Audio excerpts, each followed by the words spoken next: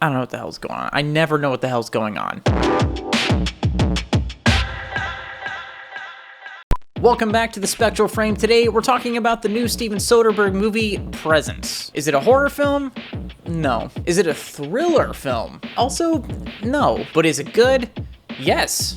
Emphatically yes. I love this movie. In fact, I might smooch it. What's it like? What's what like?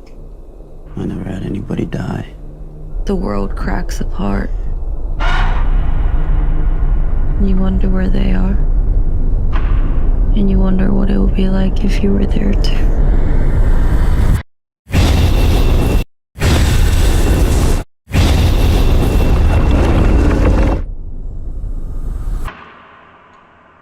Presence is about a family that moves into a new home and slowly comes to find that they are not the only ones living there. It's a premise we all know and love. But what makes this movie different is that we're not just passively watching it as an audience, we're seeing the whole thing play out through the point of view of the titular Presence as all the family drama unfolds. So since we're viewing this entire movie from the perspective of the ghost, we're kind of wondering throughout the entire runtime, like, what is this Presence? Who is this Presence? Why is this Presence? Who am I? What am I? So if Presence isn't a horror film as advertised, what the hell is it? I would personally classify this movie as like a supernatural family drama. Not as catchy for marketing, but it's true. To be clear, there are elements of horror and suspense and thriller throughout the runtime of the movie, but I don't think it's what this thing really aims to do. Above all, I think this is actually a really emotional and immersive film that I definitely wasn't anticipating. As always, we're gonna hop right into my likes, but there will be some light spoilers throughout. I'll make sure to warn you before we get to the major spoilers. I give them their own little section for you, so you can, like, skip ahead if you like. Or not. I don't actually care what you do. You have a presence here. It's trying to figure you out. It's trying to connect to you. First and most obviously on my likes is the cinematography, brought to us by cinematographer Steven Soderbergh.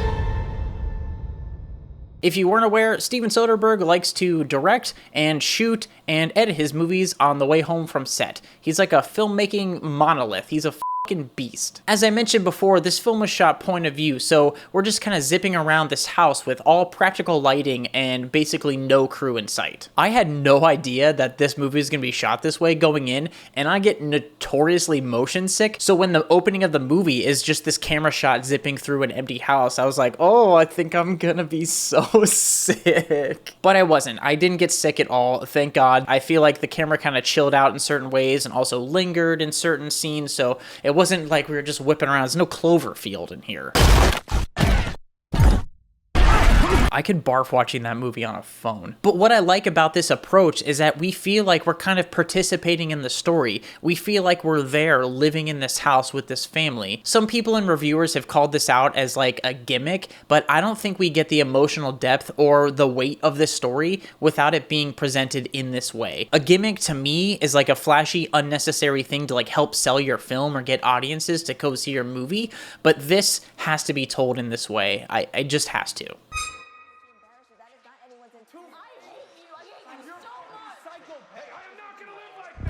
Another thing I loved about the cinematography is that since we're on a practical set, you have to shoot with some wide-angle lenses. And with wide-angle lenses zipping around the house, it kind of distorts the edges. So in certain scenes, especially some really tense scenes, the way the camera's capturing things, the room almost kind of distorts at the edges, giving it this uncanny eeriness that we kind of just feel on a subconscious level.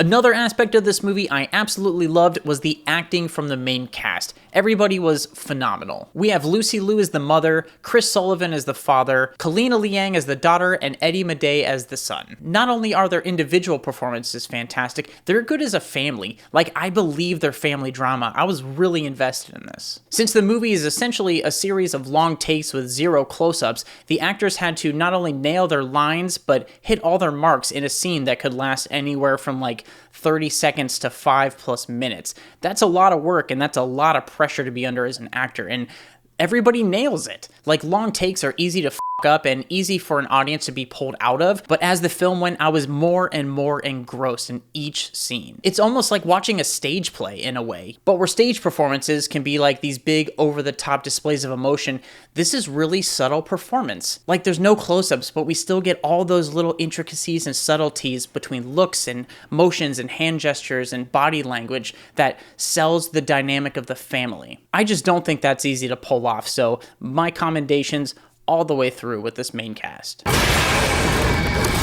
Next on my list of likes has to be the writing, masterfully handled by David Koepp. I think most people know his writing from like big blockbuster movies like Jurassic Park and Mission Impossible and some of the later, lesser Indiana Jones movies. But here he takes those big emotions from his blockbusters and really boils them down to like a molecular level with this movie. Presence is of course narratively interesting, but what I like about the writing is that it trusts its audience. It doesn't feel the need to like hold our hands and spoon feed us information so we know what's going on. We really get a sense of things that are boiling just under the surface with the family. It's the subtext, like the body language and the things unsaid, that really keeps us interested in the family drama outside of the whole ghost perspective. What's great is that the characters have their little tropey things that we can immediately attach to and know what their characters are. We have the sad girl daughter, the meathead jock brother, we have the doting mother, and we have the schlubby in over his head father. But the movie isn't satisfied to keep writing these tropes. It introduces them and then fleshes these characters out in a way that feels so real and lived.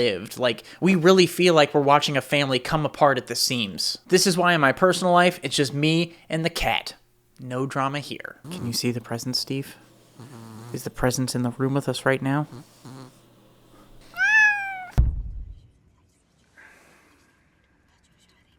She just stopped breathing. Dead in their own bed. Along with the writing, another like I had for this movie was the pacing. There's lots of slow burn movies that are like this that I think find themselves wasting time with boring scenes in the name of atmosphere or building tension, but here, there's like no wasted frames. Yes, the movie takes its time to flesh out the characters and build that family dynamic, but since the writing and the characters are so compelling, I never felt like the movie was stalling or biding its time waiting for the scares to happen. I was totally sucked in by what the family and each character was going through. Plus, with a runtime of only like an hour and 25 minutes, this movie was like the perfect length. Oh, I loved it. The last major thing on my likes list is the ending. I'll save this for the spoiler section, but suffice it to say this movie really sticks the landing and honestly enshrined it as one of the most compelling films I've seen in a minute. Who am I? What am I? But those are the major things I really liked about this movie, so now we gotta dive into a couple dislikes I have. It's suffering. Just like you are. And that's to say, not many. A lot of criticisms I've seen about this movie are in regards to how it was marketed. People went in expecting a horror film and they got a family drama. I really liked the drama. I really liked the cinematography that some people thought was gimmicky. A lot of those things I think would have hit for more people if they knew what kind of movie they were going into. As much as I love the performances from the main cast, there's a couple performances that I could kind of see the cracks in. To be clear, these performances aren't bad, it's just when stacked against the main cast, you could see where they lack. The first being the friend of the brother who weaves himself into this story. He's like a secret sad boy who tends to wax poetic, and some of those things didn't really hit for me in his performance. And the second was the medium. This is a woman who comes to the house and tries to suss out the presence, see what it's about, see what it's doing there, and hopefully give some answers to the family. She wasn't bad, and there were some reactions from her that really gave me chills and was really emotionally impactful, but some of her performance, just, you can kind of see the seams a little bit. It didn't ruin anything for me at all, but it was noticeable, I think. There's one more dislike I have for this movie that's a little nitpicky, but I'm not going to be able to talk about it until the spoiler section, so.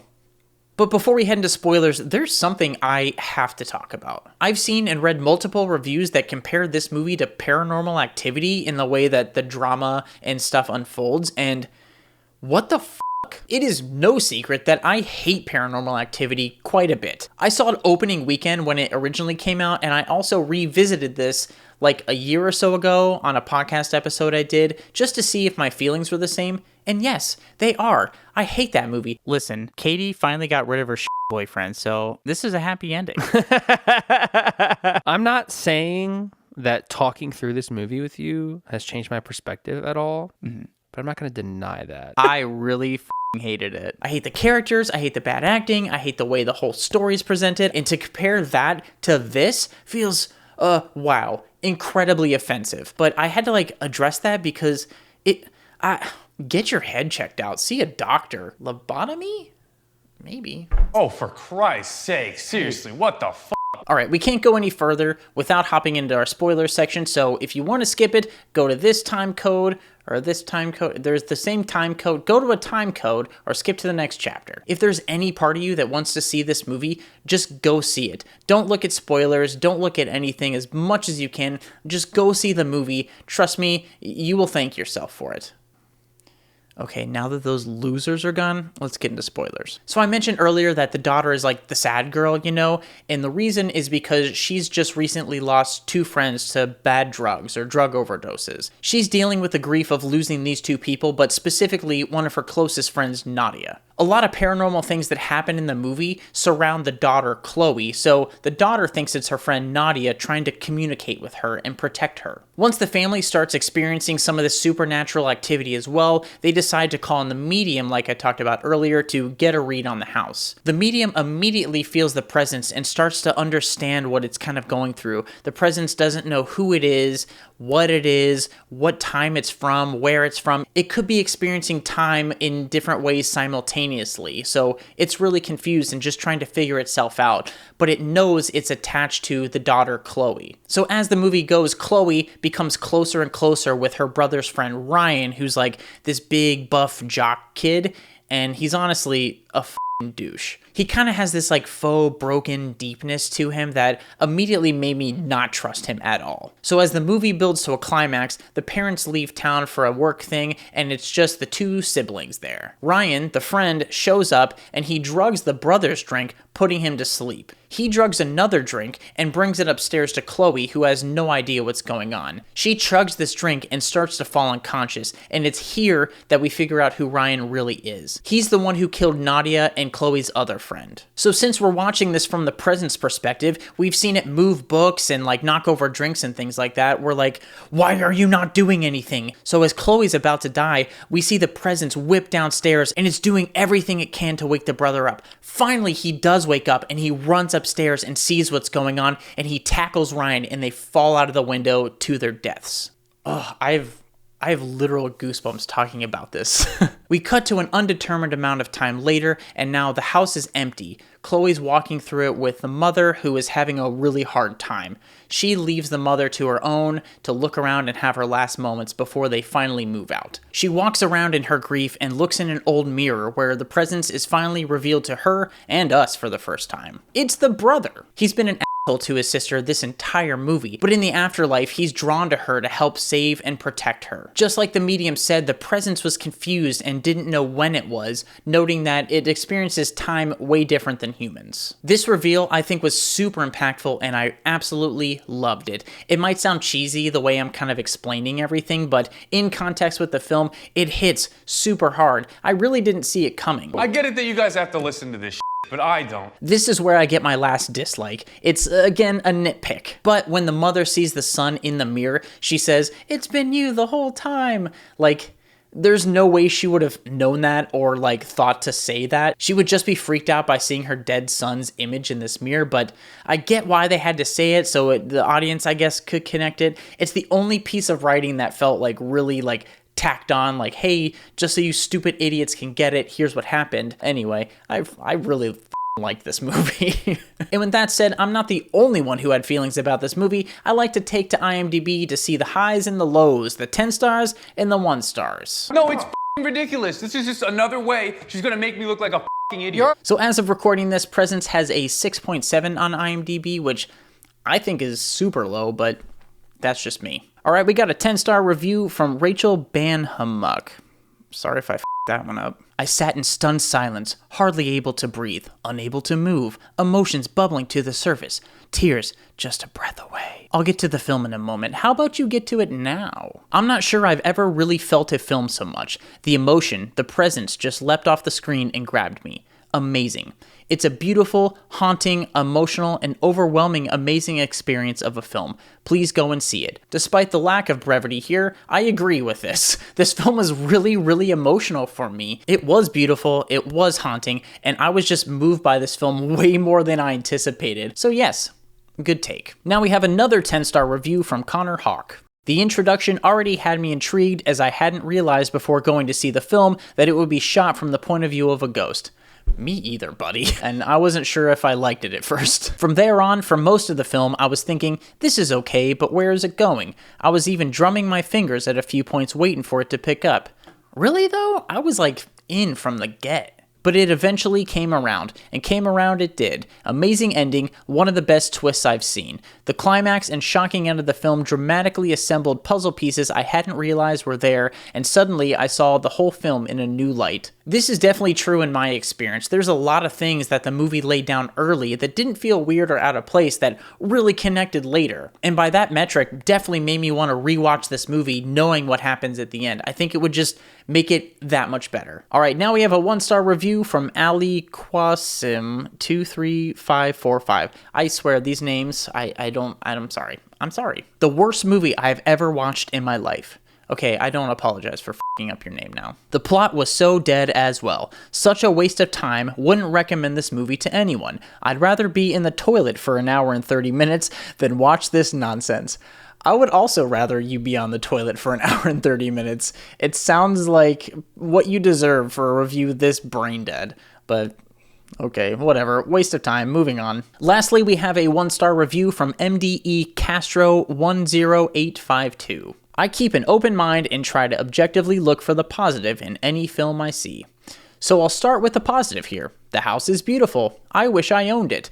We're never gonna own houses. The husband is somewhat likable and cracks a couple good chuckles. The negative, it's incredibly boring. The plot has holes like Swiss cheese. I don't think the plot has holes though. Like, everything is tied up really, really nicely. I would be genuinely curious to know what holes this reviewer thinks the movie has. Character development is non-existent. It's not a thriller or scary or anything other than terrible. I actually think that hits the nail on the head of why a lot of people won't like this movie, the way it was marketed. It's really not scary. Thrilling, kind of, and some horror here and there, but it's not a scary movie, so if you're expecting that, I can understand being severely disappointed. Honestly, I cannot believe Lucy Liu agreed to the script. She must really be on the downward spiral on her way out of acting altogether.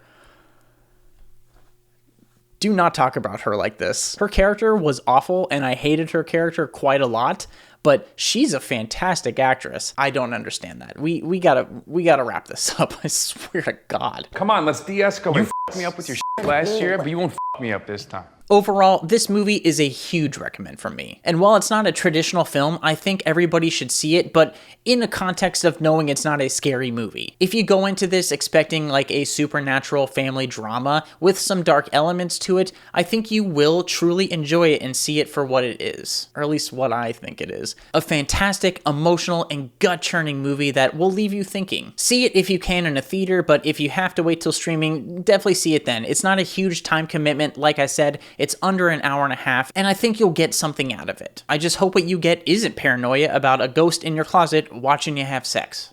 Or masturbate furiously. I'm not judging. So what'd you think of Presence? Did you like it? Did you hate it? Did you find yourself somewhere in the middle? Let me know in the comments. I really want to know. But if you have made it this far, thank you so much. I would love a like and a subscribe if you enjoyed the content. It's free and allows me to keep making more of it. And let me know in the comments, what do you want me to cover? I have tons of stuff to talk about, tons of movies I want to see, so let me know. So until next time, stay safe and try not to haunt your f***ing family unless it's for a good reason.